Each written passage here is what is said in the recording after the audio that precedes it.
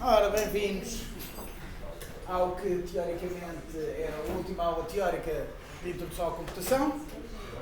Depois a seguir vamos ter aulas exatamente iguais, mas de Fundamentos de Programação. Mudo o nome do slide inicial.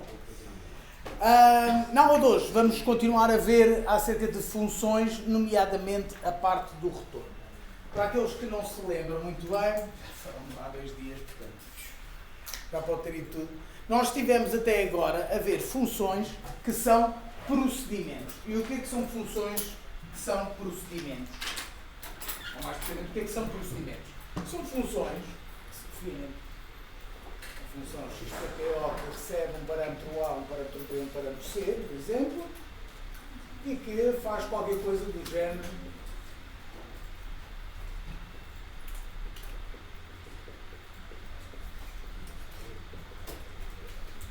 Uma função assim. Ou seja, uma função que recebe, pode receber ou não parâmetro, faz qualquer coisa com isso cá dentro, mas não retorna nada. O que eu quero dizer com retornar? Okay? Lembrem-se que quando vocês falavam de funções, normalmente em matemática, okay? Vocês tinham algo deste género. Por exemplo, y igual a f de x, não é? Em que a função dá um valor de volta. Por exemplo, se vocês definirem o vosso f de x igual a x ao quadrado, por exemplo, isto é matemática pura, ok? Isto não é matemática. Se vocês definirem um f de x que é igual ao x quadrado, okay? Quando vocês fazem, isto vocês lá está, tem aqui o análogo da definição da função. Aqui só estou a definir a função. Depois posso chamar a função várias vezes, não é? E posso fazer y igual a f de 2, ou y igual a f de 4, ou y igual a f de 1 mais f de menos 1. O que eu quiser, correto? Mas tudo isto está assente em cima da ideia de que o f devolve um valor, retorna um valor, calcula um valor. Ok? Certo? Os procedimentos não fazem isso. Os procedimentos fazem o que têm a fazer lá dentro. Está feito. Agora, o que nós vamos falar é de facto de funções propriamente ditas. Okay? Esta terminologia de função e procedimentos já não é muito usada. Okay? É muito démodé. Era importante em linguagens de programação já muito antigas, que tinham de facto distinção estas duas coisas, mas aqui basicamente, nas linguagens modernas, uma função que não retorna nada, ou seja, um procedimento, é simplesmente uma função que não retorna nada. Portanto, se eu quiser retornar um valor de uma função, eu tenho de usar a palavra-chave return. Okay? E o que o return faz é que permite-me retornar um valor. Okay? Só tenho de escrever à frente que valor é que eu quero retornar. Por exemplo, nesta minha função, aqui, além de escrever isto, ou podia não escrever, não interessa, depois podia fazer, por exemplo, return A vezes B mais C. Okay? Queria dizer que esta função, que eu antigamente chamava, por exemplo, XPTO 1, 2, 3, e simplesmente aparecia escrito no ecrã 1, 2, 3, agora vai aparecer 1, 2, 3 e vai ser retornado um valor. Mas eu não estou a fazer nada com esse valor. Portanto, eu agora podia fazer, por exemplo, y igual a isto e print y. E ele, nesse caso, iria dar, neste caso é 5. Okay? O y iria aparecer 1, 2, 3 e 5. Estão a perceber a ideia? Ou seja, eu posso retornar valores, eu posso dar de volta ao resto do programa um valor. E isto é extraordinariamente poderoso. Eu posso fazer imensas coisas com isto, à base disto. Okay? Lembram-se do meu exemplo da aventura de texto, em que nós andávamos e eu retornava um valor de true ou um valor de false, consoante eu processava o comando ou não processava. Portanto, aí nesse caso o que estava a acontecer é que chegávamos ao fim do programa. Se o comando que era digitado e a direção que eu estava a analisar, se fosse eu mesmo, eu retornava true. O que queria dizer, ok, eu já processei, não é preciso processar os outros. Lembram-se disso? Vagamente? Pronto. Ora bem, vamos olhar para o nosso exemplo dos quadrados. Lembram-se do exemplo dos quadrados? Tínhamos feito uma função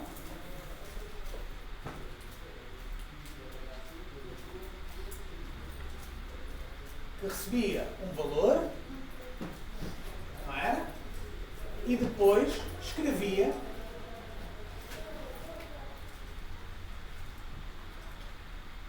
the square of. Eu aqui vou usar vírgulas em vez de somar. Ok? Eu não expliquei isso, pois não, ou explicou-vos a professora? Ok. Então vou fazer só aqui um parênteses. Okay? Nós até agora temos andado sempre a fazer coisas deste género. Por exemplo, qualquer coisa mais str valor mais ponto e vírgula. Ou seja, temos feito coisas deste género o tempo todo, certo? Lembram-se? Ou seja, como valor era um número, nós não podíamos simplesmente somar uma string com um número para aparecer, não é? Tínhamos de converter para string, certo? Lembram-se disso? Bem, eu acho que vocês se lembram, porque vocês usaram isto com frequência nas coisas. Mas por acaso tem uma questão, como é que nós podemos fazer como no section, que nós colocamos o dollar sign e dá para pôr o elemento dentro das aspas? Interpolated strings. Sim. Sim, mas não é com o cifrão, é com o F. Ou seja, começar uma string com F e depois abrir aspas, estás a fazer o mesmo com o cifrão aspas. Eu acho que vou explicar isso quando chegarmos às strings. E do outro formato. Hã? E do outro formato. Isso tu não tens uma maneira default em Python de fazer isso, tens de incluir outras coisas. Ok. Portanto, isto era uma maneira como nós andámos a fazer isto o tempo todo quando queríamos escrever coisas em sucessão. Certo? Mas existe outra maneira. Eu ensinei-vos esta simplesmente porque isto habitua-vos a pensar no tipo de dados que estão a usar. Eu só posso somar coisas que são iguais. Neste caso, eu só posso somar uma string com uma string. Portanto, se este valor é um inteiro, eu tenho de converter isso para uma string por aí em diante. Certo? Pronto. Outra coisa que podiam ter feito, que é muito mais simples, muito mais fácil de ler, é fazer print qualquer coisa e em vez de somar, em vez de criar uma string, ou seja, o print receber uma string que vocês estão a construir somando strings umas às outras, vocês podem usar uma vírgula e pôr aqui valor e usar uma vírgula e pôr assim ponto e vírgula e o que estiver a seguir. Okay? Em vez de somar. Porquê que isso não é preciso? Porque basicamente a função print é uma função, como é uma função interna, foi feita dessa maneira na parte do Python, o que acontece é que é uma função multivariática.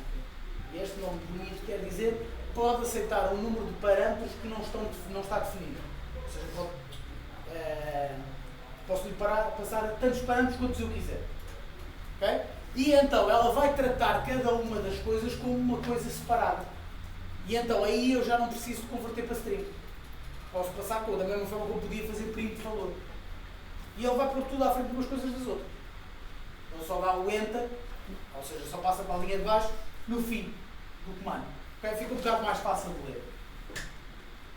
Certo? Perceberam a ideia? Portanto, aqui, em vez de fazer the square of, deixar aqui um espaço, mais str, value e por aí em diante, eu posso fazer antes the square of, vírgula, value, vírgula, is, espaço, value vezes value. Posso fazer antes assim. Fica muito mais fácil de ler do que estar aqui a somar e a conversões para string. Ok? Percebido? Só a mesma coisa, maneira mais simples de fazer. Certo? Pronto. Esta era a nossa função de squares antiga. Ou seja, a função entrava, escrevia o valor, mas se eu quiser usar o valor, eu não tinha nenhuma maneira de fazer isto. É para isso que serve o retorno. Ok? Portanto, vamos criar uma função que retorna ao quadrado do número, em vez de escrever que o quadrado deste número é este número. Ok? Só por uma questão de nomenclatura, o termo devolver algo é usado de forma equivalente ao retornar. Ok? Portanto, quando criamos uma função que retorna ou criamos uma função que devolva, vai dar ao mesmo. Portanto, esta é um exemplo desta função. Reparem, definimos a função, recebemos um parâmetro e retornamos, return, o valor vezes o valor. Ou seja, ele vai calcular aquilo primeiro, ou seja, vai fazer a conta, value vezes value, e vai devolver isso, vai mandar para fora. Aqui deste lado, eu tenho print square 5, quer dizer que o square 5, ele vai entrar ali dentro, o value vai ser igual a 5, ele vai fazer 5 vezes 5, isto vai ficar igual a return 25, e o return 25 é tirado de volta e passado ao print, que estávamos aqui dentro dos parênteses. Estão a perceber? E portanto ele vai escrever só 25, neste caso. Não precisa de escrever aquele texto e coisas do género. E é muito mais útil, porque eu posso ter uma série de funções que fazem coisas diferentes e chamá-las consoante o que me der jeito, sem ter de, agora, o que é que eu faço com uma função que simplesmente me escreve o quadrado? Isso é muito útil se eu precisar de uma coisa que escreve o quadrado, se eu precisar de uma coisa que faça a conta porque quero acelerar um projétil ou qualquer coisa num jogo, já não consigo fazer nada, a não ser que tenha retornos. Ok?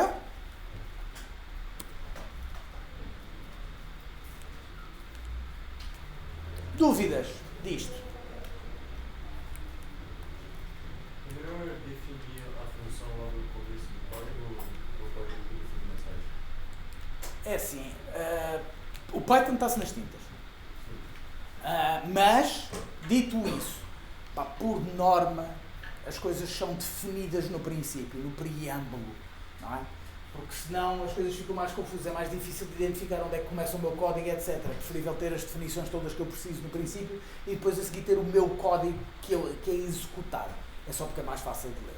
O Python está-se nas tintas. Para ele é exatamente igual. Mas normalmente é melhor ter as definições primeiro. Ok? Ok, da mesma forma como eu neste caso desta função, eu devolvi um número, ok? Entrou um número, um value, um float, um número vírgula flutuante, ou um inteiro, não interessa, e ele devolve uma coisa desse género. Mas nós podemos devolver qualquer coisa que queiramos. Por exemplo, neste programa, ok? O que é que isto faz?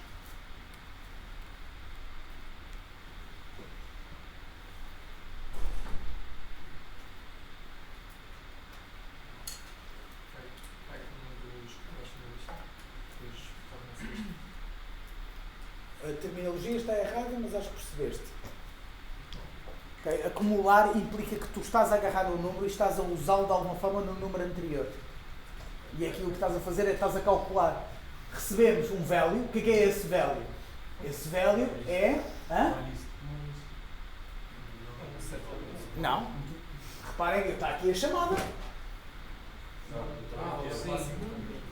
Isto é um inteiro. É o tamanho máximo do comprimento. Ou seja, então o que é que estamos ali a fazer? Ok.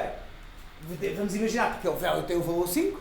Chegamos ali. Ret. Estamos a definir uma lista vazia. Estamos a fazer for i in range value. Ou seja, aquele é o range que vai de 0 até 5 não inclusiva. Portanto, 0, 1, 2, 3 e 4. Correto? E a seguir, o que eu vou fazer é que vou acrescentar à lista que se chama ret o valor de i vezes i. Portanto, como eu estou a executar o i, vai estar compreendido, vai ser 0, 1, 2, 3 ou 4, o meu ret vai ser é este vezes este, é este vezes este, é este vezes este, é este vezes este e é este vezes este. Correto? E depois, a seguir, eu retorno. E isto é perfeitamente válido. Ou seja, eu posso, numa função, definir uma lista e retornar essa lista. Okay? Não há qualquer tipo de problema em fazer isto. Qualquer tipo de valor pode ser retornado. Ok? Posso retornar mais com Não, mas para retornar múltiplos valores já vamos. Professor, por que I é igual a 0 no exercício 4? Então? Eu sei. O I in range value é a mesma coisa que ter I in range 0 a value.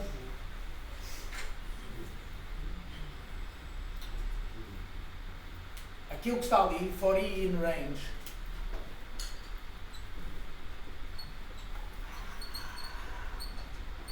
quando só temos um parâmetro no range, isto é equivalente a ter isto. Portanto, eu vou de 0 até ao value.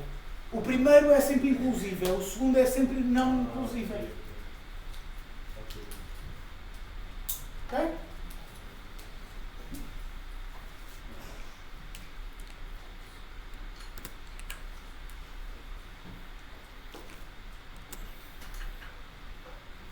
Portanto, podemos resolver qualquer tipo. Ok. Dúvidas até aqui? Há umas duvidazinhas, isto vai avançar muito depressa. Tenho de vos deixar sair mais cedo. Mas já esfregar, não é? Ok. Então, vamos ao passo seguinte. Múltiplos retornos. Ok? Isto é uma coisa que nem todas as linguagens de programação permitem. Ok? Aliás, as linguagens de programação mais antigas, os C, C++, etc., não permitem múltiplos retornos de forma nenhuma. Okay? Enquanto as linguagens de mais alto nível, Python, JavaScript, C#, etc., todos eles permitem múltiplos retornos. Okay? Portanto, olhando ali para aquela função, okay, conseguimos perceber mais ou menos o que faz. Faz o mesmo que a outra, correto? A única diferença é o que é que retornamos.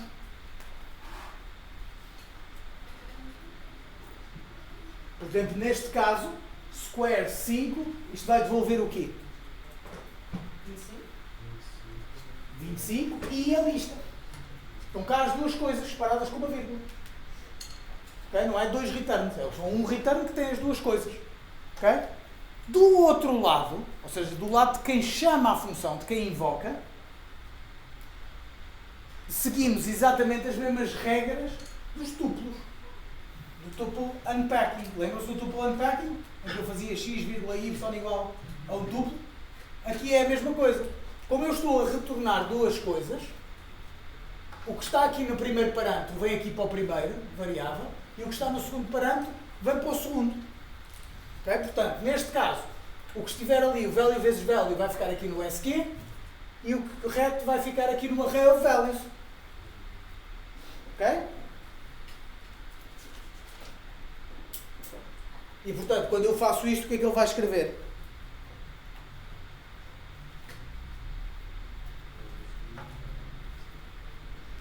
Vai escrever primeiro o quadrado do número, vem primeiro, depois o registro.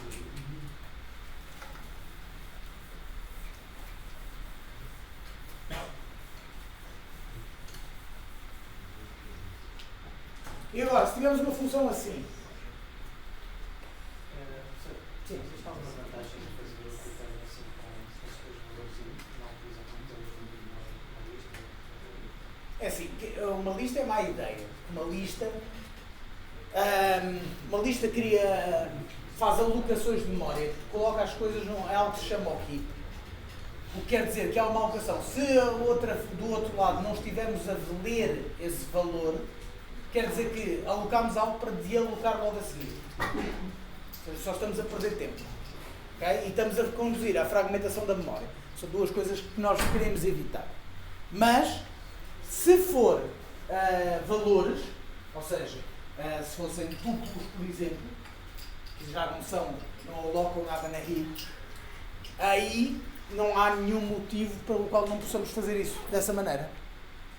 É só uma questão de sintaxe. Aliás, eu acho, não tenho a certeza, nunca olhei para o compilador dessa maneira, lá para dentro do código mesmo, mas eu tenho a ideia que no caso do Python ele deve tratar isto, internamente deve tratar isto como tuplos. Porquê? Porque as regras são as mesmas do tuple unpacking. Portanto, se eu tiver aqui uma função xpto que recebe um parâmetro e o que fizer for, por exemplo, A vezes 2, A vezes 3, A vezes 4. Se eu fizer aqui y igual a xpto 5, e se eu fizer aqui x e y igual a xpto 6, neste primeiro caso o que acontece e o que acontece neste caso? Nós já sabemos que neste caso aqui, xyz igual a xpto 3, nós sabemos o que é que isto vai dar, correto? O x vai ter 6, o y vai ter 9 e o z vai ter 12, correto? E o que é que vai acontecer nestes dois casos?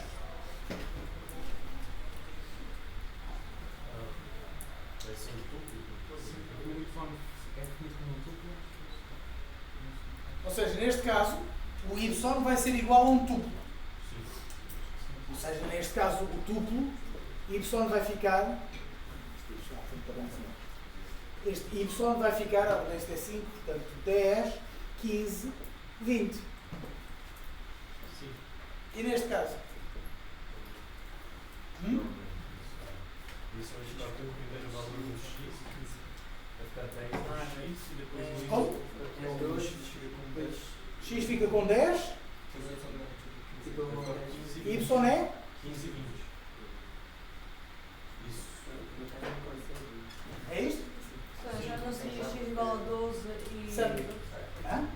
Sim, isto é 6, ok. Também é verdade. Devia ter usado o mesmo número em tudo. Mas pronto, então 6 era 12, 18, 24. Mas sim. Ou seja, o que sobra vai para o último valor. Ok? E se eu puser...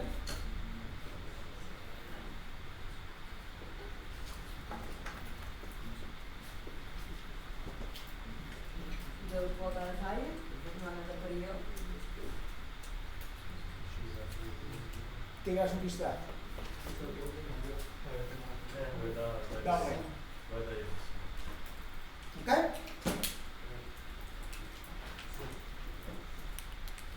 sei se está tudo, mas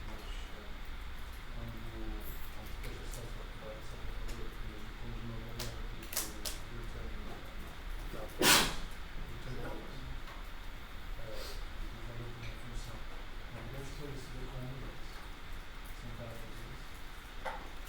Desculpa, não estou a perceber muito bem. quando queremos mudar a função, Sim. temos uma variável, podemos depois aceder com um index da variável, fazer. Estás a dizer que se, por exemplo, quiséssemos só aqui o segundo valor, pormos no y no segundo valor, se podíamos fazer isto? Não.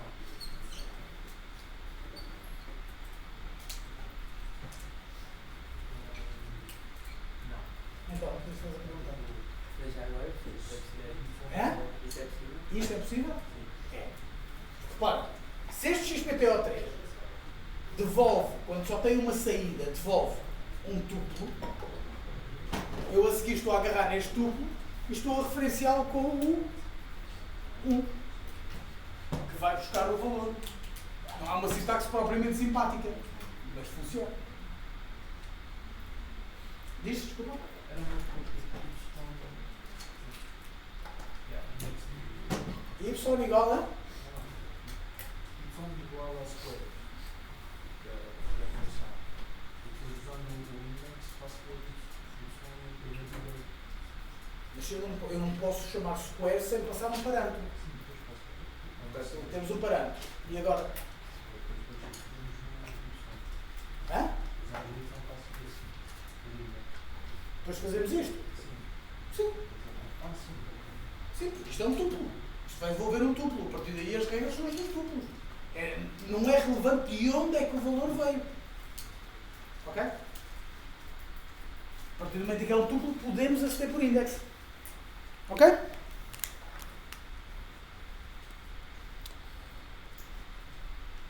Pronto, portanto podemos resolver. Pronto, isto é o cuidado, é aquilo que eu estava a falar.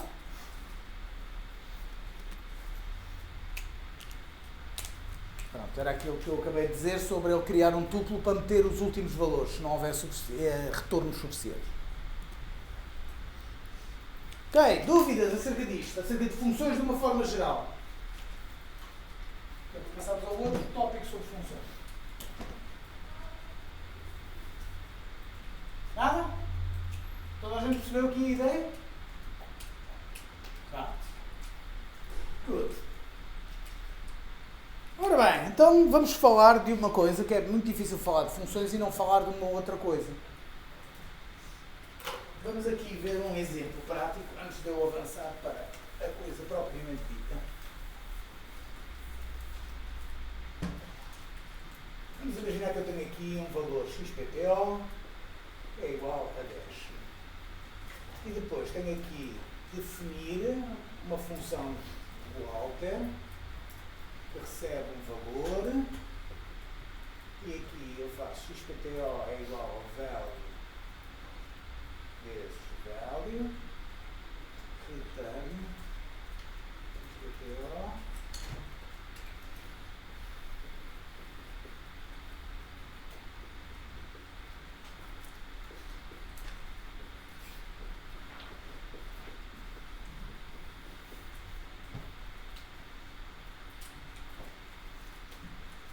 o que é que isto vai devolver? O que é que vai aparecer escrito?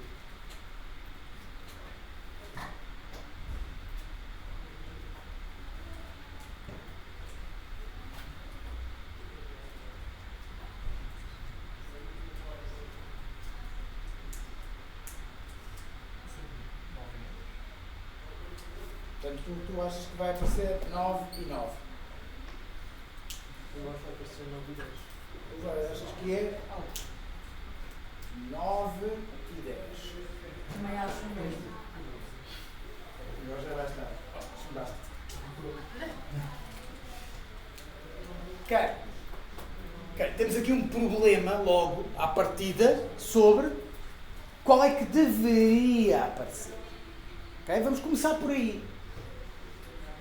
Isto é, nós temos estado aqui a falar de, agora, obviamente isto não tem mérito nenhum acertar uma coisa ou noutra.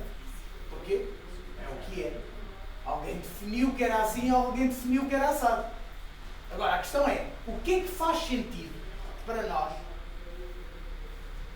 O que é que nas nossas cabeças faria mais sentido? Se estivéssemos nós a inventar o Python?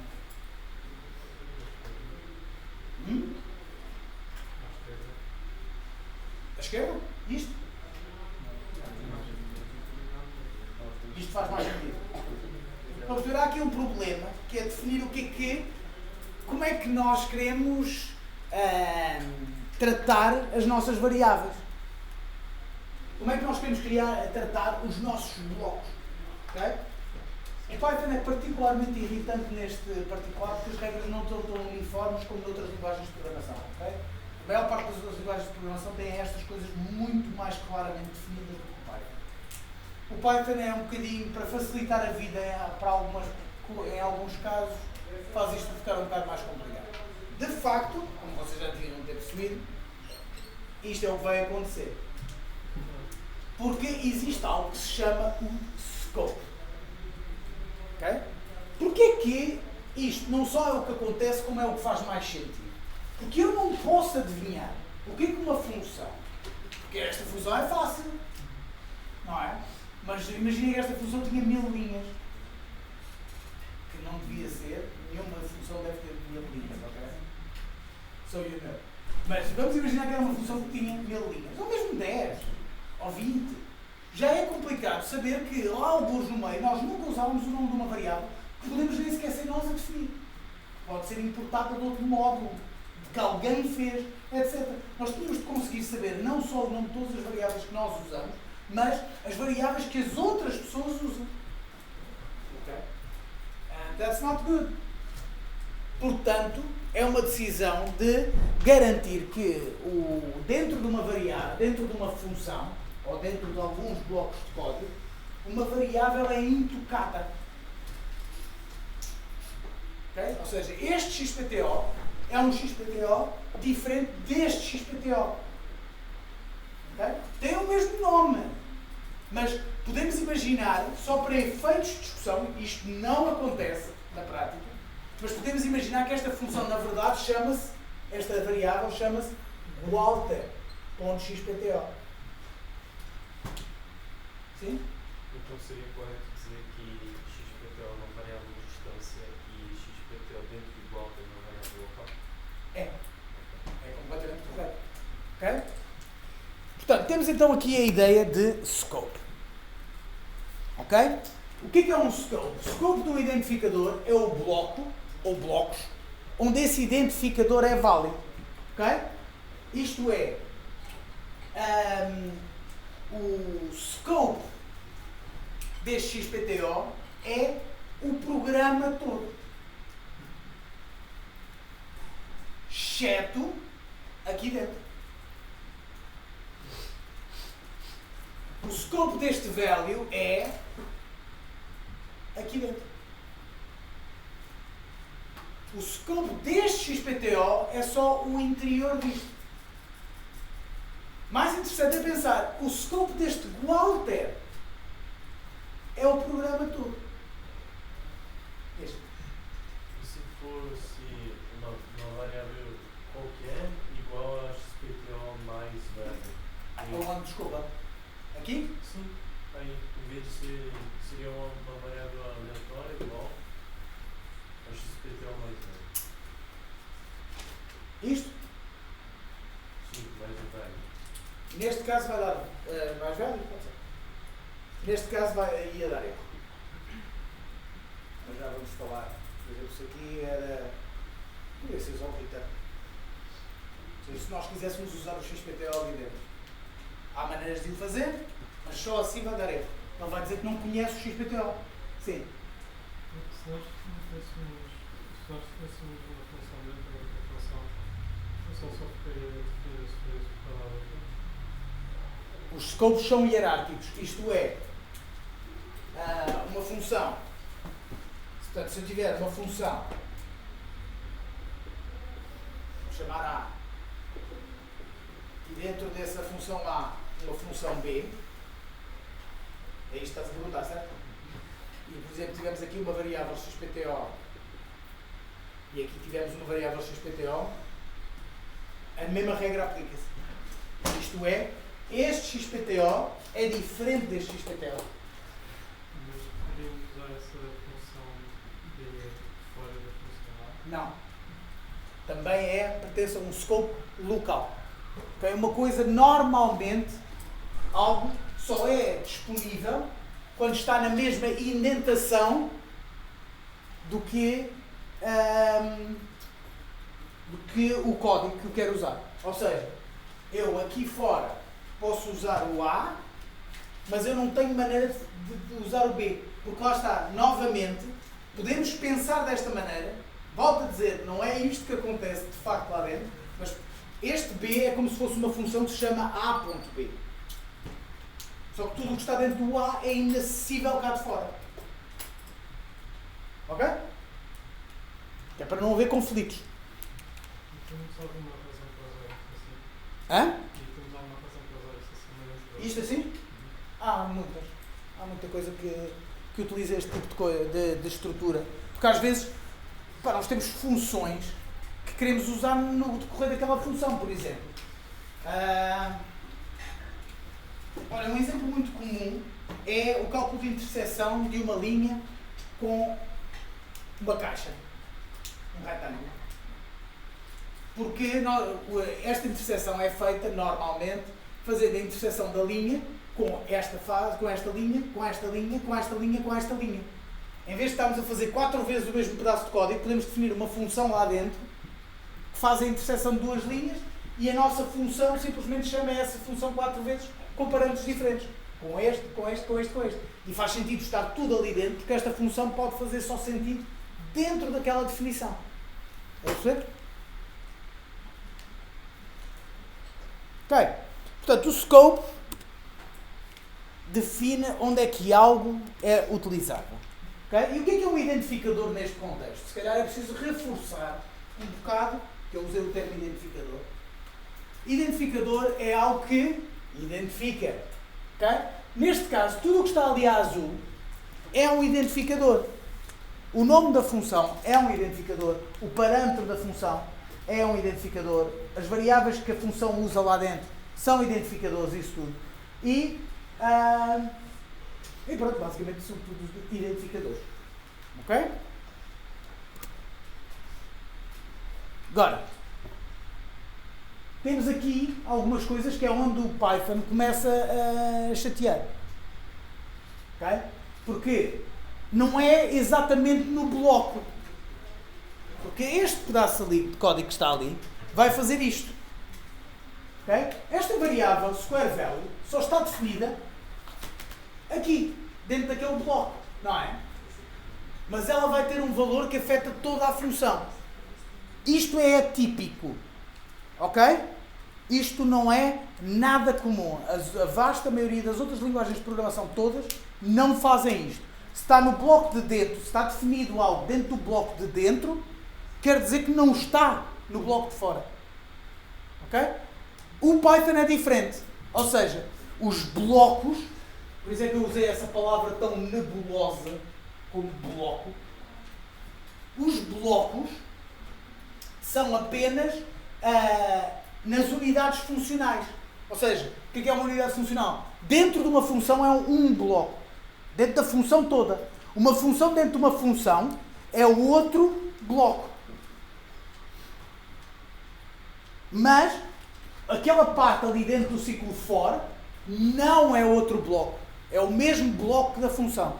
Estão a perceber? Sim. Ok.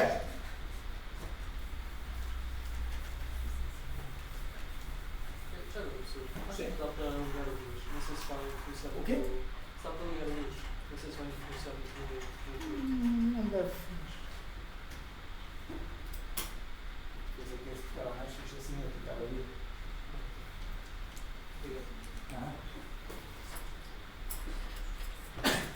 Estava a estragar porque eu estava a dormir e agora fui incomodado, não é? Uma chatice. Ora bem, então, vamos ver aqui uma situação. Temos o nosso programa. Eu aqui vou definir uma função A. Aliás, vou definir aqui uma variável. Ok? Vou definir uma função, a função A, que vai aqui manipular um XPTO. Vou fazer aqui uma outra função B. E dentro desta função, vou criar uma outra função. Okay? Isto é perfeitamente válido. E esta função... desculpa, antes de definir esta função, vou definir aqui uma outra variável ainda. 1. E aqui definimos uma função, outra. E ela também mexe no XPTO. Isto é o pior programador do mundo. E depois, além disto, além de definirmos isto, vamos fazer um for.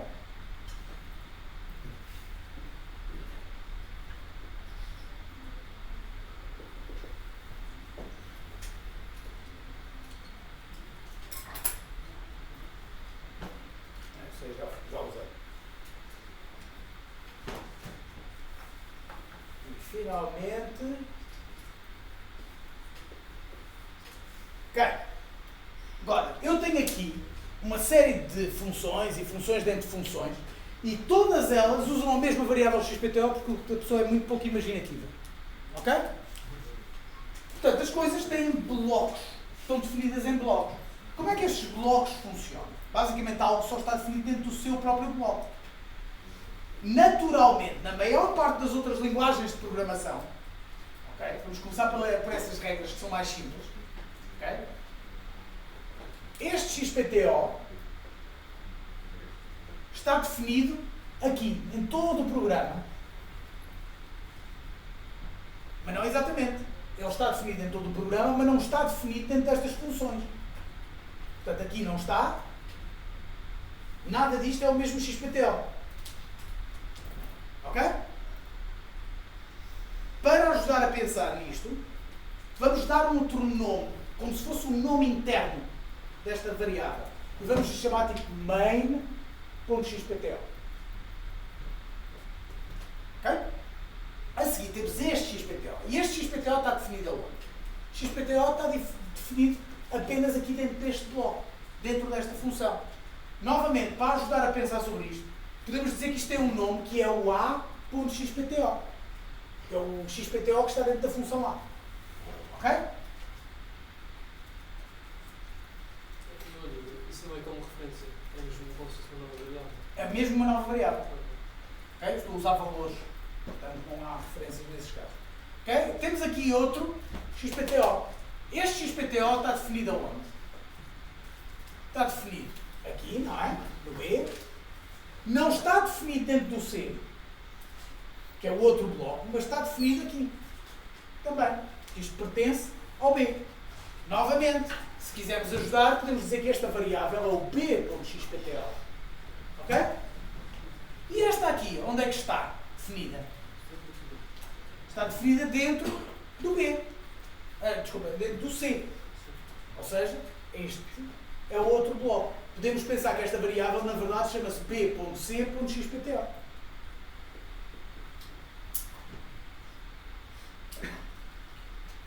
Ok, aqui, este XPTO. Este XPTO é o mesmo que este XPTO. Está dentro da função B. Portanto, este aqui é, na verdade, o B.xpto. Hã? Porque o C está dentro do seu próprio bloco. Mas o for não está no C? Não, o C, repara que está alinhado com a definição. Ou seja, isto pertence ao B, mas não pertence ao C. Para isso, para pertencer ao C, isto tinha de estar um bocado para a frente. Certo? A alteração não afetaria nada sobre o código? Depende. Ok? Vamos então fazer aqui coisas.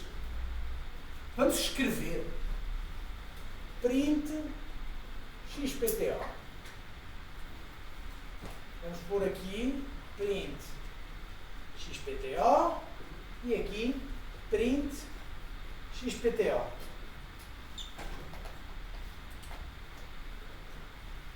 E espera aí, antes de fazer este print xpto,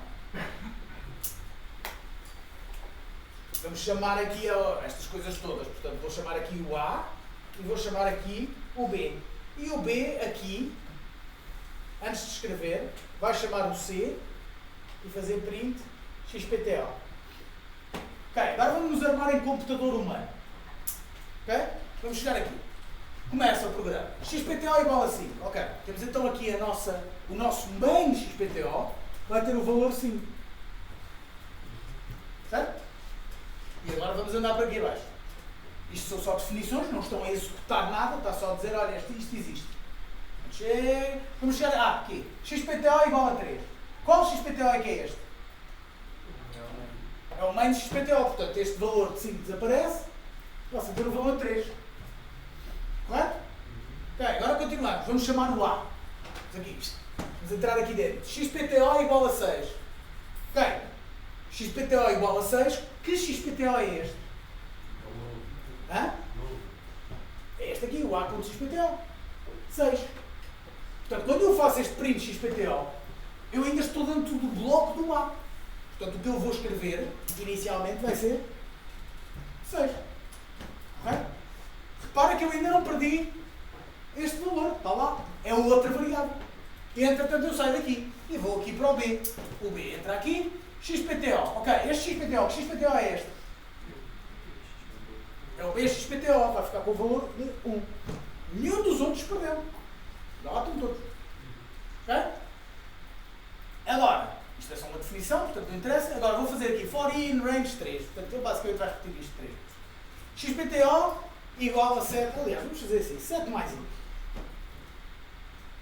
Portanto, eu chego aqui. Que XPTO é este? Ainda é o B. Portanto, este aqui, que tinha o valor 3, vai ficar igual a 7 mais 0. Portanto, vai ficar igual a 7. Isto desaparece, fica igual a 7. Não é isso. Não é isso que Mas não, tens toda a razão, desculpa. Ok. Portanto, 1. Ok. XPTO igual a 7 mais I. Portanto, fica igual a 7. Portanto, este desaparece.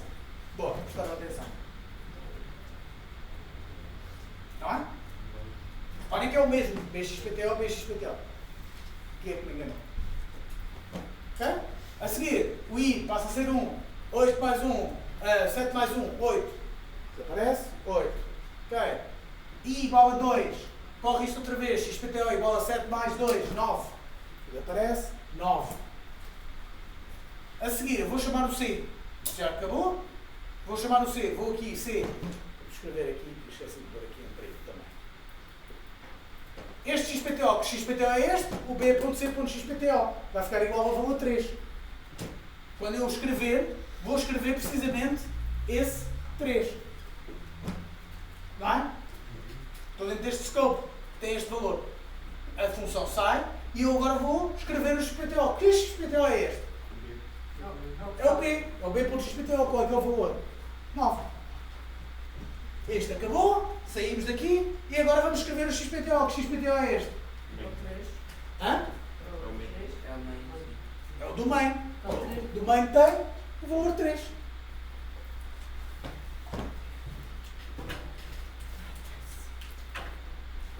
Ok? Isto para mim, no caso do Python, eu próprio tenho algumas dificuldades no Python em relação às outras linguagens, porque nas outras linguagens é mais fácil perceber. Porque nas outras linguagens, se eu defino uma variável dentro de um ciclo, por exemplo, ela só pertence dentro desse ciclo. É mais claro perceber onde é que estão os limites de cada variável. Ok? Isto é o comportamento da maior parte das linguagens. No Python existe este comportamento. Um bloco, ou seja, onde uma variável é válida, é apenas dentro da sua definição enquanto função. Mas estas variáveis aqui não têm uma função, não é? Porque na prática existe sempre uma função de mais alto nível, que é o que ele chama a global. Okay? Portanto, quando não tem uma função, está na global.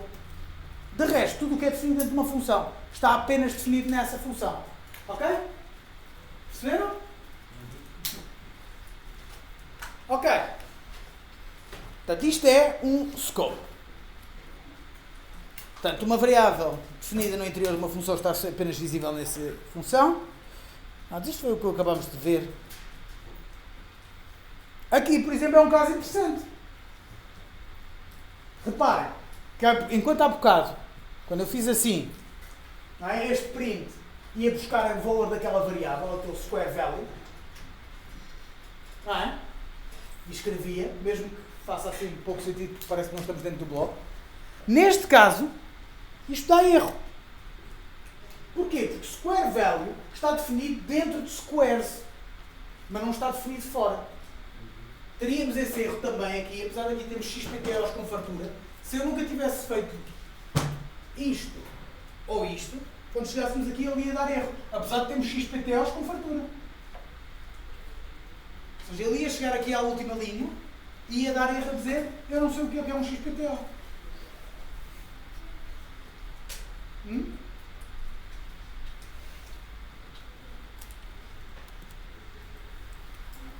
Portanto, uma variável definida no interior de uma função não está definida fora.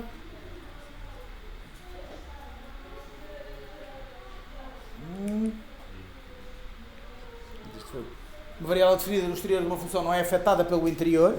Portanto, este foi o exemplo que vimos. Estas variáveis aqui não afetam o valor que está por fora. Okay? Portanto, isto são tudo as regras. Okay? O scope é dinâmico. O que é que isto quer dizer, o scope ser dinâmico? Que só interessa no momento em que o código é executado. Ou seja, o facto de eu provavelmente não conhecer o XPTO aqui, se eu tivesse tentado usar aqui dentro, se eu definisse aqui e depois é que chamasse a função, só nesse momento é que interessa. Okay? Nós vamos perceber isso melhor quando... Por acaso acho que está aqui um erro.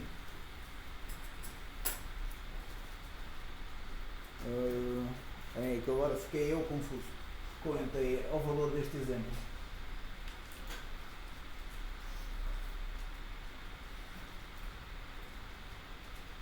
Mas isto não é um muito bom exemplo. Depois mostro-vos outro exemplo quanto a esta coisa do scope ser global, ok? Quando eu ia explicar as keywords global non-local. Ok? O scope não está ligado ao nível de indentação. Portanto, era esta situação que eu vos estava a dizer. Este XPTO que está aqui dentro é o mesmo XPTO que este aqui. Ou seja, apesar de estarem em níveis de indentação diferentes. Okay? Não sei se isto é muito óbvio ou não, mas alguns de vocês às vezes ligam o número de espaços que têm antes de uma coisa com o bloco. E não é necessariamente isso. Ok?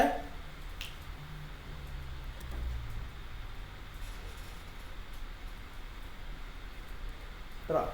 Agora vamos ver então um exemplo terrível. Este é o exemplo clássico de scopes em Python. Este exemplo é absolutamente horrível, ok?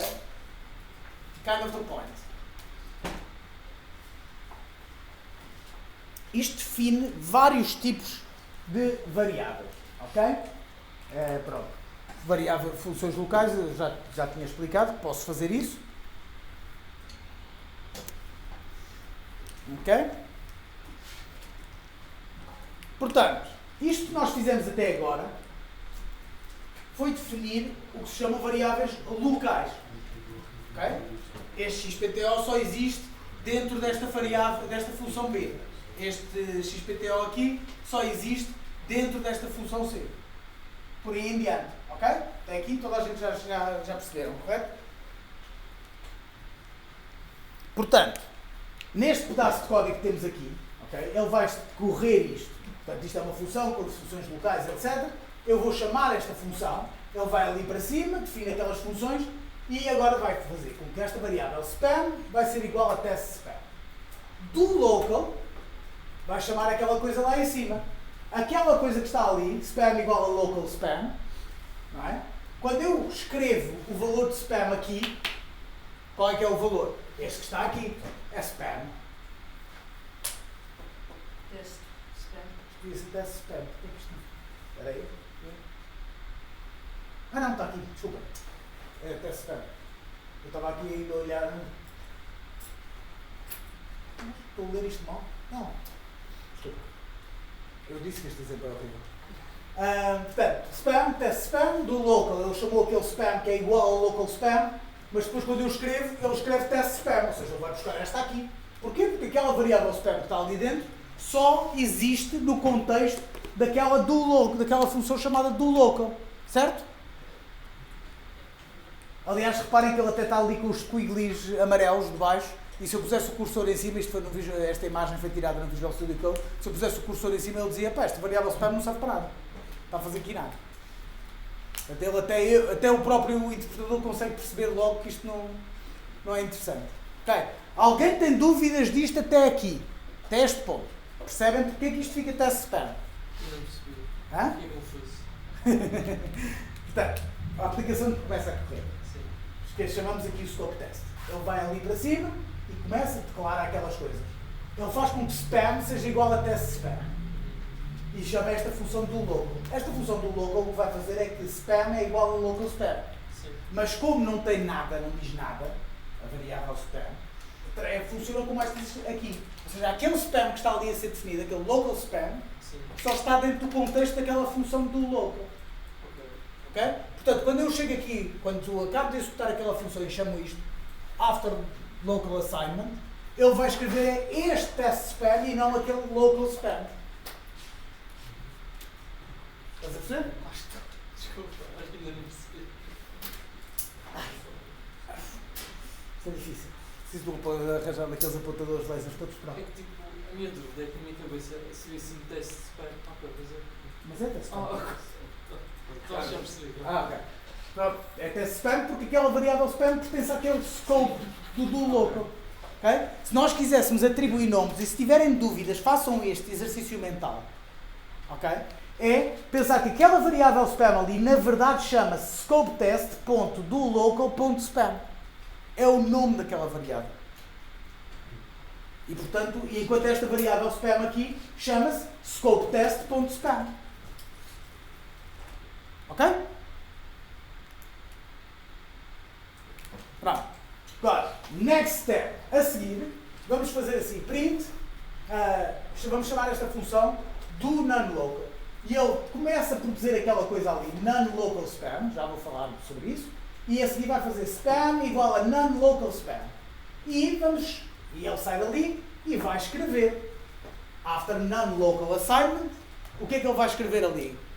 Obviamente que eu sei vos explicar o que é que faz o non-local, vocês não sabem, mas eu gostava de ver palpites. Quem é que acha que aquilo vai escrever test spam? Só uma pessoa é que acha que é test, 2 pessoas que acham que é test spam, que ele vai escrever 3, 4. Ok. As outras pessoas todas acham que isto vai escrever non-local spam? Sim. É? Pronto. Voltas para a segunda alfa sim. Ok? O non-local, o que faz é que diz que aquela variável spam não pertence ao scope do non-local, neste caso, mas sim ao scope acima. Ou seja, reparem, neste momento,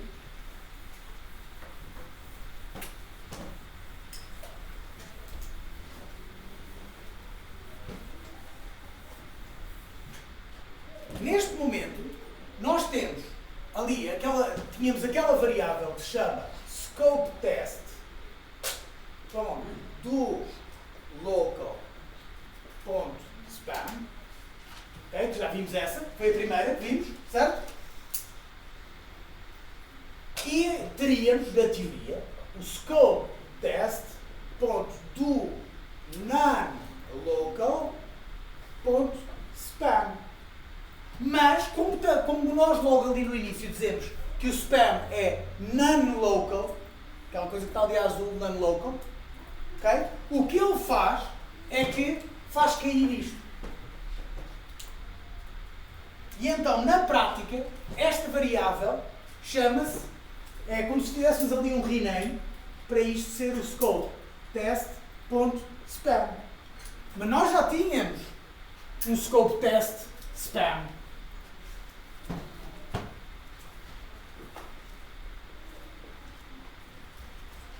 Certo? Que tinha o valor test spam. Esta aqui teria o valor local spam. Mas quando chegamos ali àquela função do non-local, nós a seguir estamos a dizer, olha, o spam que eu estou a referir é um rename desta coisa scope test do non-local spam e afinal estou a falar de scope test.spam. E portanto, quando eu faço spam igual a non-local spam, eu estou a fazer isto é igual a non-local spam. E isto é a mesma coisa que isto. Portanto, isto desaparece e fica non-local spam.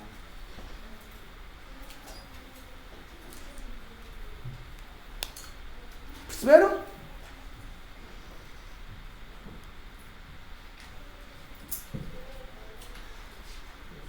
O non-local só anula o scope. Imediatamente acima. Isto se eu tivesse dois scopes antes de ela estar definida como dois. Se nós tivéssemos, por exemplo, Tipo um scope test. def A XPTO igual a 5, def B XPTO igual a 6 e def C,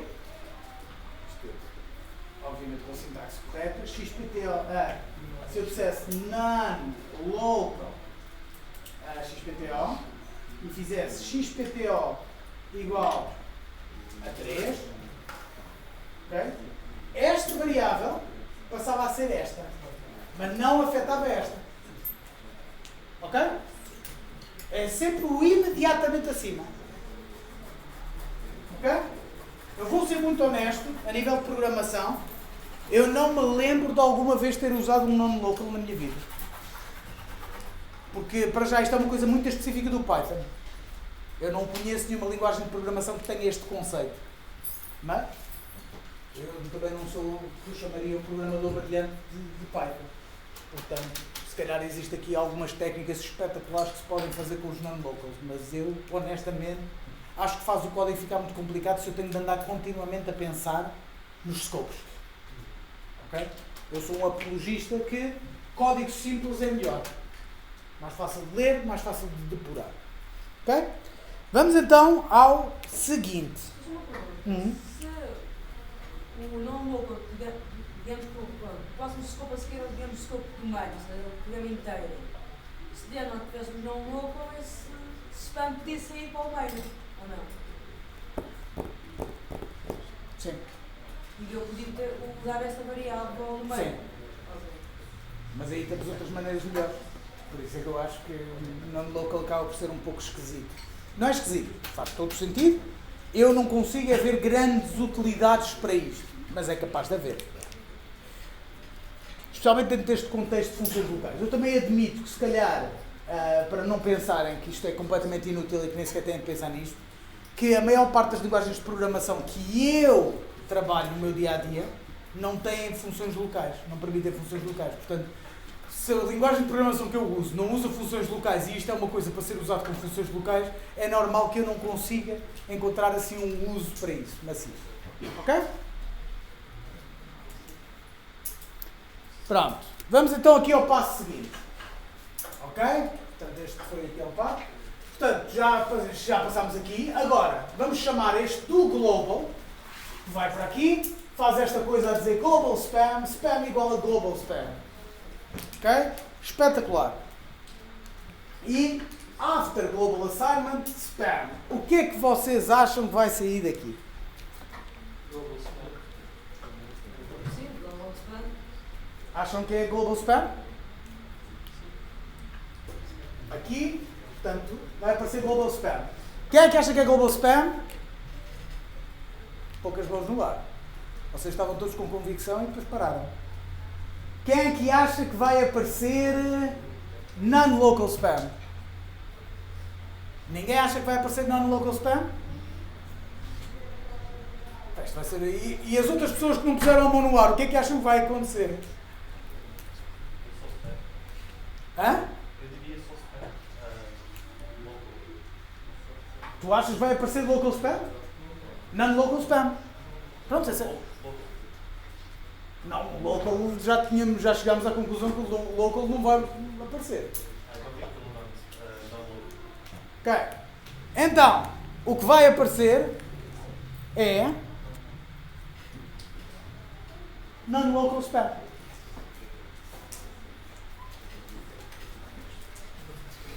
Repare, eu estou a dizer que aquilo é o global spam. O que é que o global faz? O global, na verdade, aquela variável, na teoria, chamar-se-ia, se usássemos esta ideia dos nomes, scope test, to global.spam, esta variável chamar-se-ia isto, mas como nós estamos a fazer, dissemos que é global, então ela vai para o scope mais acima de todos. E, portanto, ela vai ficar igual a o main, o tal main, ou global, ponto spam. Este é o nome dela. Portanto, quando eu entro dentro desta função do global, faço spam igual a global spam, eu vou fazer o rename disto para isto e vou dizer que isto é igual a global spam. Até aqui tudo bem. Mas, quando eu chego aqui e depois a seguir ao do global, venho aqui, eu estou dentro da função scope test e estou a aceder à função spam. Neste scope aqui, o que eu estou a fazer é aceder ao scope test.spam, que ainda tem o valor non-local spam. Nada do que eu fiz dentro daquela função modificou o scope do meu spam aqui. Ok? Mas eu só estou lá fora. Só alterou o lado de fora. Eu estou a dizer que aqui, dentro do global, eu estou a falar com a variável spam, que é global. Mas aqui, quando estou aqui nestes aqui, todos estes estão a falar com a mesma variável, que é esta. O facto de eu chamar ali aquela função não muda com quem é que eu estou a falar aqui fora. Estão a perceber? Quando a chegar no global, altera o de fora, não altera o de dentro. Certo? Provavelmente deve estar aqui o motivo daquele use case do non-local.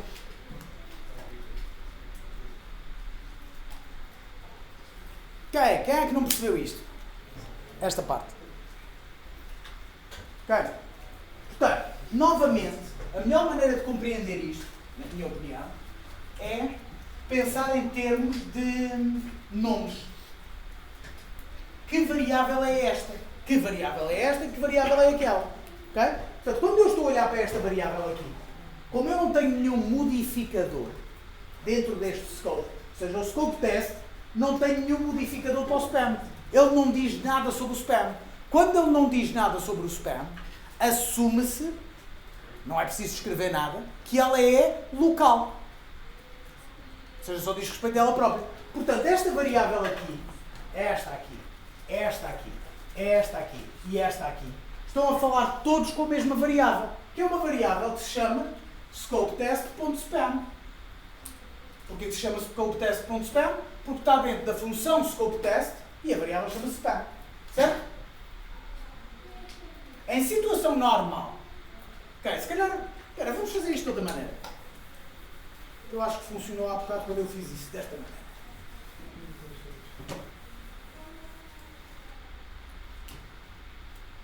Portanto, def scope test def to local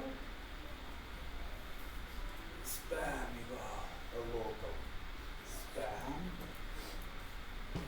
def to non-local spam. Eu agora não vou fazer aqui, não vou pôr aqui a parte do non-local. Reparem que estou só a escrever spam igual a non-local spam. Ok?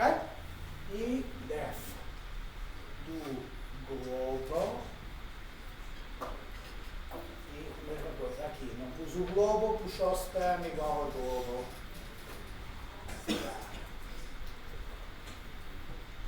Finalmente, spam igual a test spam. Depois do local, não vou estar aqui a escrever os prints, do non-local, do global. Ok? Eu não pus o non-local spam e o global spam. Só assim. Reparem, quando isto acontece assim, ninguém tem dúvidas do que é esta variável aqui. Esta variável aqui chama-se scope test ponto do local ponto spam. Certo? E a mesma coisa nesta. Portanto, fica scope test ponto do non-local ponto spam.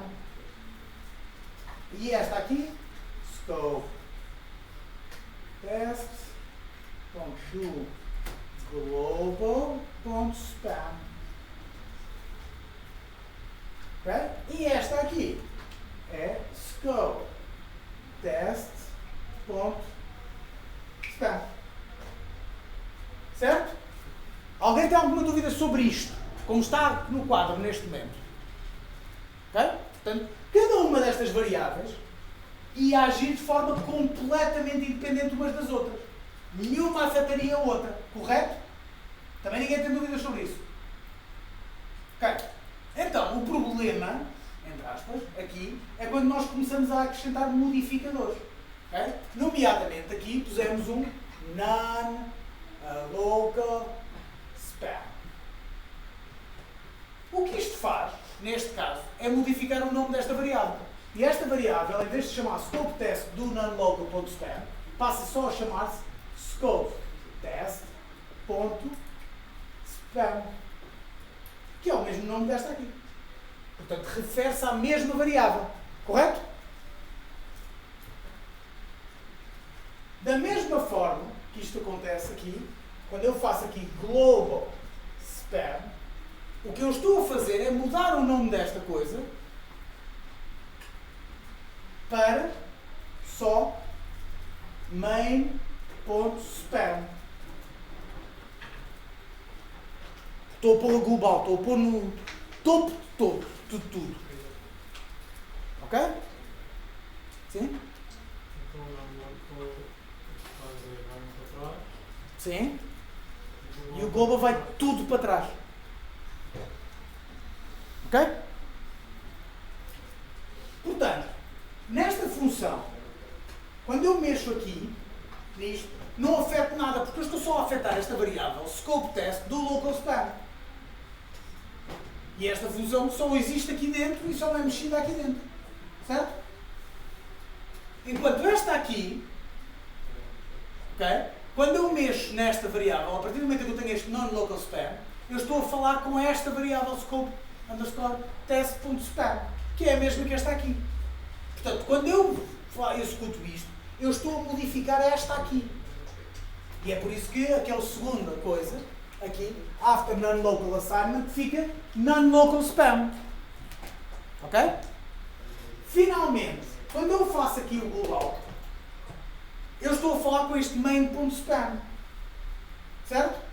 Mas este main.spam é o spam que está acima de tudo.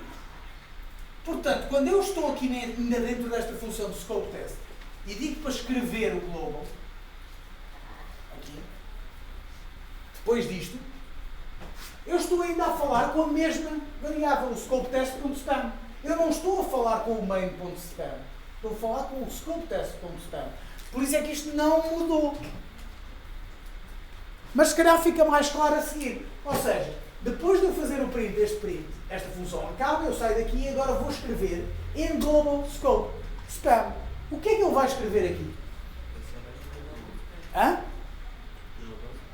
Global spam. Reparem que em lado nenhum do scope de fora eu falei no spam. Mas não faz mal. Ou seja, se eu não tivesse chamado esta função aqui do global, isto ia dar erro. Porquê? Eu não fazia ideia o que é este spam. Apesar de eu ter referido spams com fartura, eles estão todos dentro do scope test. Mas como eu fiz com que este fosse global, eu dali de dentro estou a mexer no scope cá de fora. Estão a perceber? E portanto, depois desta última coisa, fica in global scope global spam. Ok? Este é o exemplo clássico de scope. Ok? Dúvidas? Ok.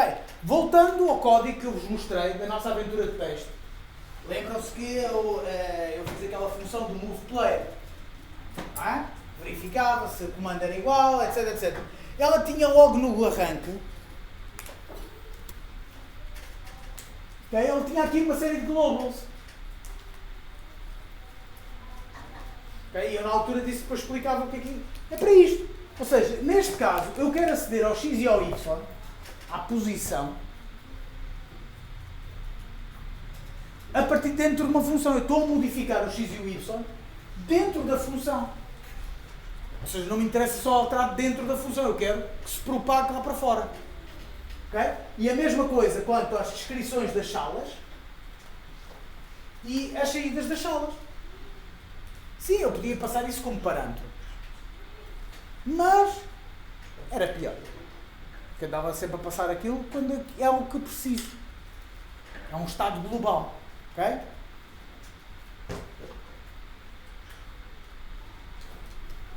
Portanto, quando eu faço isto, permite-me aceder. Grande.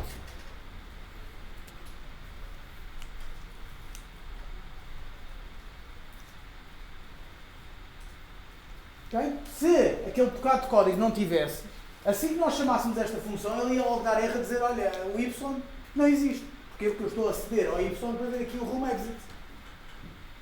Ou seja, apesar do y existir num nível mais alto, no main, dentro da função não existe, dava simplesmente erro. Se eu não tivesse ali o global, os globals, ou non-local, porque lá está, non-local neste caso também funcionava, porque é o scope imediatamente acima. Certo? Faz mesmo o non-local. Hã? O que é que faz mesmo o non-local? O non-local tira só uma das disponíveis. O global tira todos. Sim. O non-local tira só o último. Ok. Ok? Volto a dizer, só para depois não andarem aí a espalhar rumores acerca da minha pessoa, esta coisa dos nomes não é de facto o que está a acontecer. Okay? Isto é só para ajudar a pensar sobre isto. Okay? Internamente há outras maneiras melhores de fazer isto. Para manter registro de quem é que pertence o quê. Ok? Pronto, dúvidas? Nada acerca de scopes?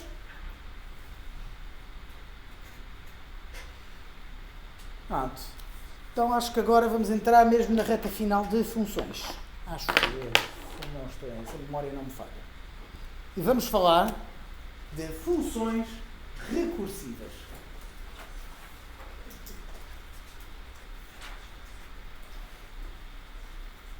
Ok? Alguém quer mandar um palpite sobre o que é uma função recursiva? 10 out of 10. Ok? É uma função que se chama a si própria. Não há assim muitas maneiras diferentes de dizer isto. Ok? Por exemplo, um exemplo clássico de função que se chama a si própria é o fatorial. Quem é que se lembrou que é um fatorial?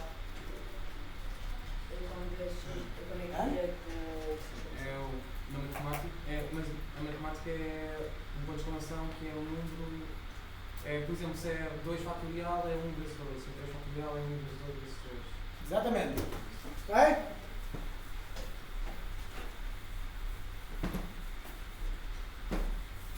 Portanto, em matemática,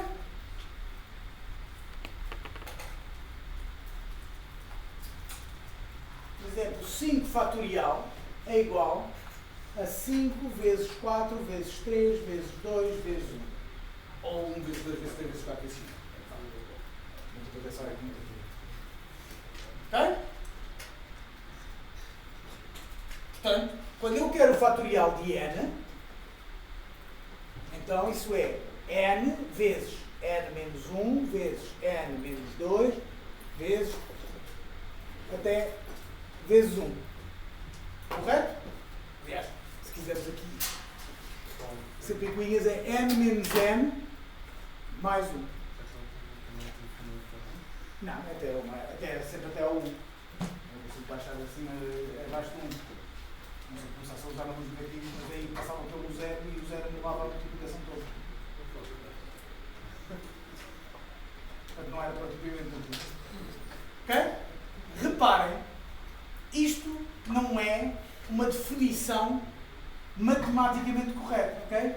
Porquê que não é uma definição matematicamente correta? Porque eu chego aqui e tenho n vezes n menos 1, mas o primeiro exemplo que a Júlia deu foi que 2 fatorial.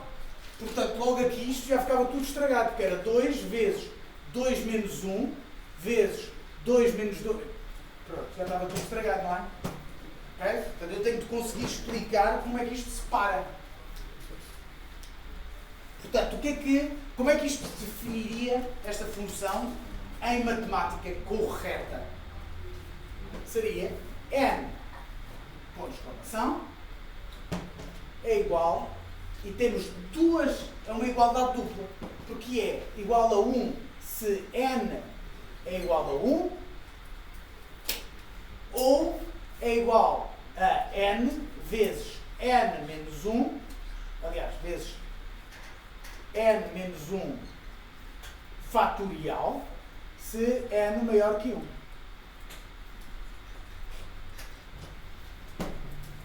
Estão a ver o que é que acontece? Então, quando eu digo 2 fatorial, isto vai ser igual a... Então, o que é que acontece? É 2, n é maior que 1, portanto, eu escolho esta opção e fica 2 vezes 2 menos 1 fatorial. E este 2 menos 1 fatorial é igual a... Portanto, isto 2 menos 1 fatorial fica 1 fatorial, não é? 1 fatorial está definido como 1 se n é igual a 1. Portanto, isto é igual a 1. Portanto, isto fica 2 vezes 1. Okay? Isto bate sempre certo. Ou seja, eu para definir o fatorial de n é igual ao próprio valor vezes o fatorial dos outros números anteriores. Do número anterior. Estão a perceber a ideia? E vocês perguntarão, mas isto é um bocado rebuscado. Pois é. Mas é que nós não podemos definir as coisas desta maneira. Porque isto funciona bem para verbalizar, mas cai nestes problemas como vimos, por exemplo, quando era o fatorial de 2. Ok? Eu não consigo explicar, eu consigo explicar verbalmente que isto acaba quando é o 1, mas esta é a maneira matemática de te explicar isso. Quando é o 1, é 1. Quando é maior que 1, é igual ao número vezes o fatorial dos outros. Ou seja, no fundo, o fatorial de 5 é igual a 5 vezes o fatorial de 4. Porque o fatorial de 4 é de facto isto. Na prática passada nós tínhamos que fazer a sequência que é final. Não é uma coisa assim, não é? É uma função recursiva também. Sim, senhor. Existem muitas funções recursivas, aliás, é muito usado em computação gráfica, em geração procedimental de conteúdo, roguelikes, que vocês se calhar já jogaram vários jogos desse género, etc. Este tipo de técnicas são muito usadas. Ok? Técnicas recursivas. Têm as suas desvantagens, acho que vamos falar sobre isso, mas são boas para ajudar a pensar, porque muitos problemas podem ser decompostos nisto. Como é que eu chego até ali? Então eu tenho que chegar até lá, para poder ir até ali. Não é como vocês funcionam em termos de GPS humano. Vocês não pensam em todos os passos do vosso trajeto. Vocês pensam, têm de chegar até ali, então vão escolher um ponto que está perto daquele e vão até lá, e depois aí recalculam, por assim dizer. Por isso que nós nem sempre, seres humanos, encontramos o ponto mais curto entre dois pontos. Nós vamos por aproximações sucessivas. Isso é uma função recursiva. Tudo isto são funções recursivas. Ok? Portanto, dito isto, uma função recursiva, regra geral, é construída de dois elementos. Como esta aqui. Temos a parte recursiva, propriamente dita,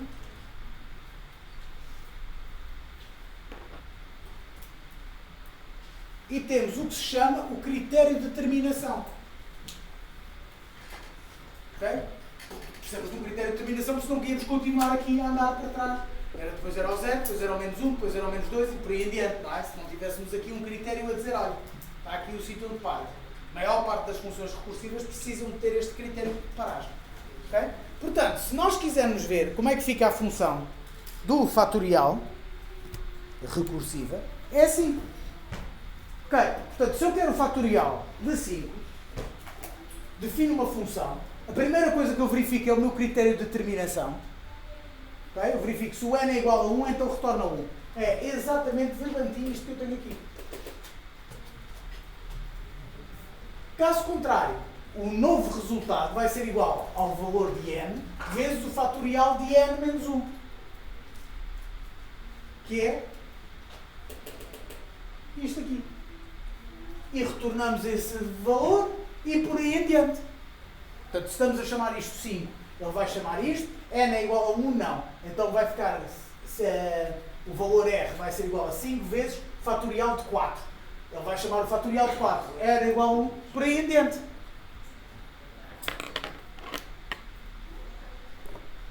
Portanto, isto dá 120 neste caso.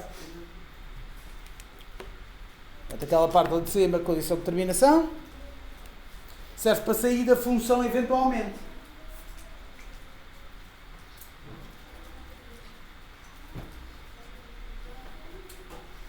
Perceberam este conceito todo? Ok. Agora, por piada, alguém sabe como é que se chama quando uma função entra num ciclo infinito a chamar-se a ela própria, vezes e vezes sem conta? Stack Overflow, que é o nome daquele site em que vocês vão buscar metade das vossas dúvidas de programação. Okay? Stack Overflow é dos erros mais comuns. No caso do Python, quando isso acontece, aparece qualquer coisa deste género. Eu, por exemplo, eu tirei, para mostrar isto, eu tirei aquela condição e foi isto que aconteceu. Okay? Ele só chama a mesma função 1000 vezes até dar erro. Foi o que ele fez aqui. Ele chamou isto 996 vezes a mais, portanto já tinha chamado aqui 4, mais este 996, quando ele chega aos 1000 vezes em que chamou a mesma função, diz I give up. Já chega. Mas porquê hoje não utilizam a função? Porque 1000 vezes não é assim tão incomum uma função chamar-se 100 vezes. Epá, em certo tipo de coisas, imagina por exemplo, não seria a maneira como eu implementaria, porque há outras maneiras, lá está, as funções recursivas têm uma série de pequenos problemas. São boas para fazer uma primeira aproximação, mas depois normalmente, quando chegamos a uma aproximação recursiva que funciona, que é mais simples, regra geral, o código, nós queremos fazer uma versão chamada uma versão iterativa da mesma coisa. Para poupar memória, etc. Mas, por exemplo, imagina um dos algoritmos que funciona bem com isto, são os algoritmos de pathfinding, precisamente.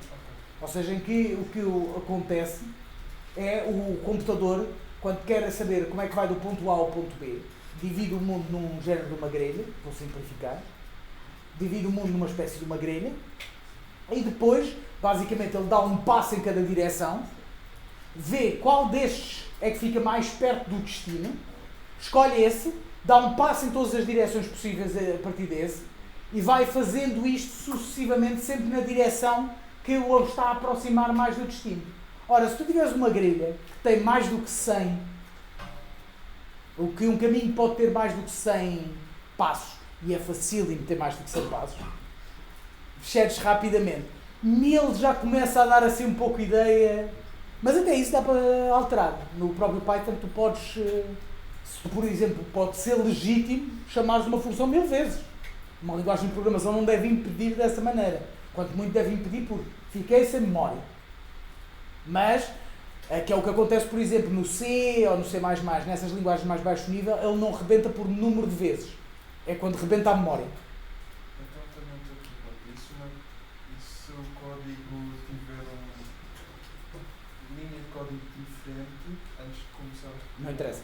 É sempre só uma. Ele vai guardando, porque repara, uma função, quando entras dentro de uma função, ele tem de guardar informação suficiente para saber para onde é que ele tem de voltar. Portanto, ele sabe sempre o quão fundo está. Okay? Mesmo que tenhas uma função que chama outra função e esta outra função é que chama esta, isso não, para ele não o enganas, por assim dizer, porque ele consegue perceber que ele entrou, está cada vez mais fundo até que chegou a uma profundidade de 1000. Okay? Aliás, reparem que o nome que ele dá ali é Maximum Recursion Depth Reached. Mas pronto, isto dá para alterar, ou seja, há comandos na linha de comandos do Python em que dizemos, eu quero que isto vá até o 2000, até 10.000, porque pode-nos dar jeito por causa do tipo de código que temos ou qualquer coisa.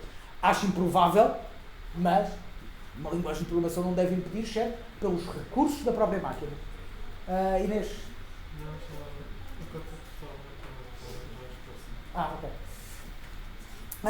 Pronto. Portanto, funções recursivas são boas porque são normalmente fáceis de ler quando comparadas com o equivalente iterativo. Ok? Esta, por exemplo, seria igualmente simples, a versão iterativa disto e a versão... Mas, por exemplo, o pathfinding em versão recursiva é muito mais fácil de ler, é muito mais ineficiente. Ok? Pronto, depois é a explicação disto. Ok? Então depois aqui tinha mais um slide. Não, não tem. Há uma coisa que eu quero chamar a atenção. Okay? Funções recursivas. Alguém tem dúvidas sobre o conceito de função recursiva, etc?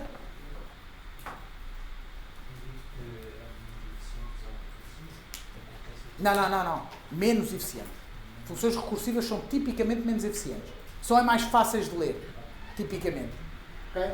É mais fácil fazer uma primeira aproximação. Uma versão iterativa da mesma função, regra geral. Por exemplo, vamos ver uma versão iterativa do fatorial. Eu vou-vos mostrar o problema. Não há problema aqui no caso do fatorial. Mas onde é que o problema começa a surgir? Ou um hint. A versão iterativa do fatorial seria qualquer coisa do género.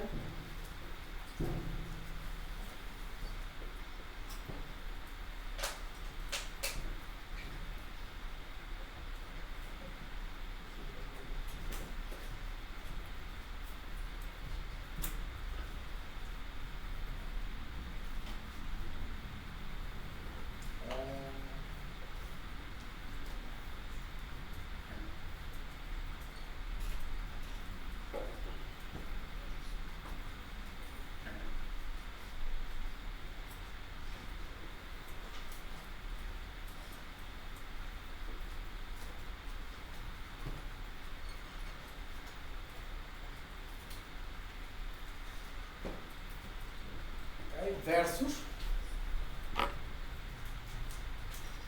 Vou só escrever a mesma coisa de outra maneira que é mais evidente o problema.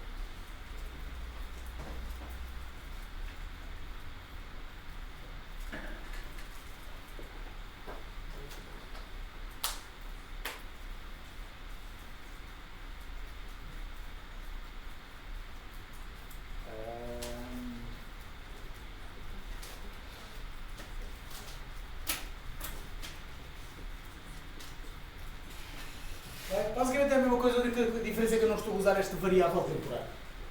Só para ver.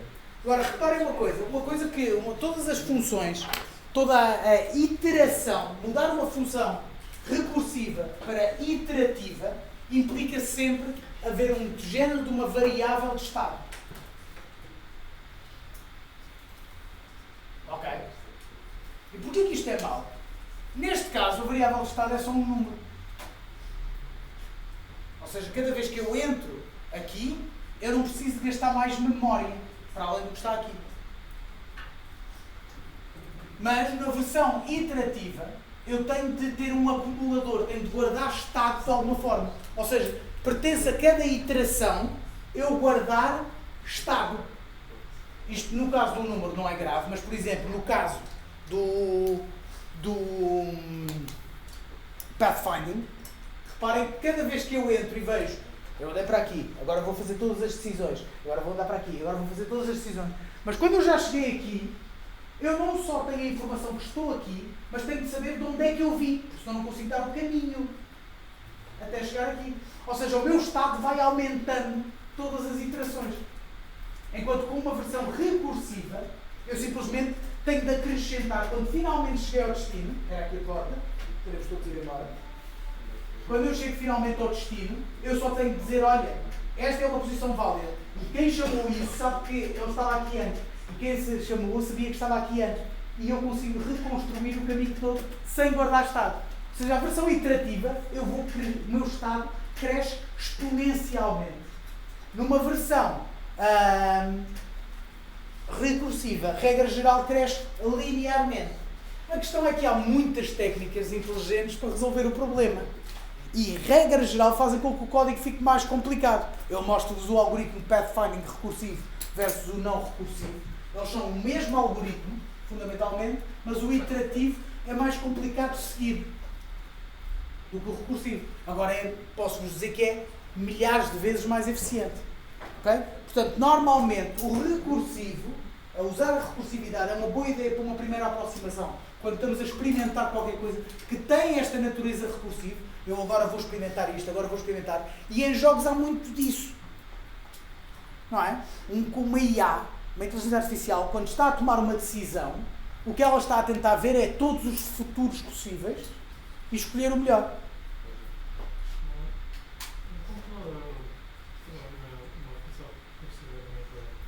É quase impossível. Para certos casos simples, se calhar ele até conseguiria, mas tinham de ser casos muito simples deste género. Nos casos mais complexos é muito difícil. Ok? Portanto, a ideia da recursividade é, devem estar conscientes que ela existe, é boa para fazer primeiras aproximações.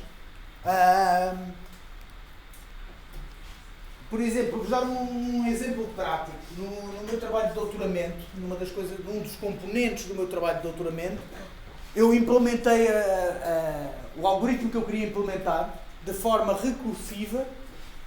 Devo ter demorado para aí 2 ou 3 dias a implementar aquilo. E aquilo era um sistema para estar essencialmente a resolver um problema de constrangimentos. Ou seja, eu tenho uma série de constrangimentos, quero chegar a uma solução para um problema e tenho uma série de restrições nesse problema.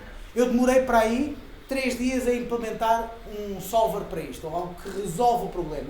Mas cada vez que eu corria esse solver, que era recursivo, ele demorava tipo 1 hora a fazer o cálculo. E gastava... Mas pronto, mas funcionava. Deu para eu validar que aquela abordagem funcionava. Para eu fazer exatamente o equivalente iterativo, demorei para aí 1 semana, ou seja, o dobro do tempo, e já sabia que funcionava aquela abordagem. Mas, em menos de 2 minutos eu tinha uma solução. Portanto, passámos de 1 hora para 2 minutos. A recursão é boa para testar isto funciona, não é boa para usar assim às 3 pancadas. Agora, há coisas em que é muito melhor. Por exemplo, outro problema de videojogos muito comum, deslizar ao longo de uma parede. Okay? Vocês sabem o que é que acontece, não é? Se vocês estão a jogar um first person shooter ou um first person ou não sei o quê, e vocês estão a andar e estão a chegar a uma parede e vão assim, desguilha, não é? E quando continuam a carregar para a frente, ele vai andando assim. Ou seja, ele está a andar naquela direção, apesar de estar a tentar andar nesta direção. Correto? Okay? Isto é uma função recursiva. Ou tem de ser recursivo. Porquê? Porque eu estou a andar até aqui. Ok. Bati numa coisa. Então tenho de calcular um novo vetor de movimento. Esse vetor de movimento é basicamente este vetor, que estou a usar para entrar na parede, mas tenho de subtrair o facto de isto estar nesta direção. E subtraio e fico com este vetor. Ok, porreiro, mas então porque eu preciso de uma coisa recursiva. Imaginem que está aqui outra parede. Se estiver aqui outra parede, se eu não fizer esta função recursiva, o que acontece é que eu consigo atravessar a parede por aqui. Porque ele detecta esta implicação, determina que eu posso andar nesta direção, mas como a função não é recursiva, não verifica se o meu vetor resultante está a bater em alguma coisa, eu consigo atravessar a ele. E aí, por exemplo, não vale a pena fazer uma versão iterativa disto. Porquê? Porque ele só vai chamar isto em 2 níveis. Porque se ele anular aqui logo a seguir, provavelmente se houver aqui uma parede, vai anular o resto da energia toda que tem e eu vou ficar parado num canto. Não é? Portanto, provavelmente não tem mais do que 2 níveis de recursão, mas resulta. Okay? Funções recursivas são úteis. Às vezes é preciso pensar se não existe outra maneira de fazer isso. E normalmente há. Aliás, normalmente não. Há sempre maneira de fazer. Normalmente gastam mais memória, mas é, regra geral, mais eficiente. Ok? Dúvidas acerca disto tudo? Perceberam os meus exemplos? Pronto. Vou então só aqui. Então vamos encerrar.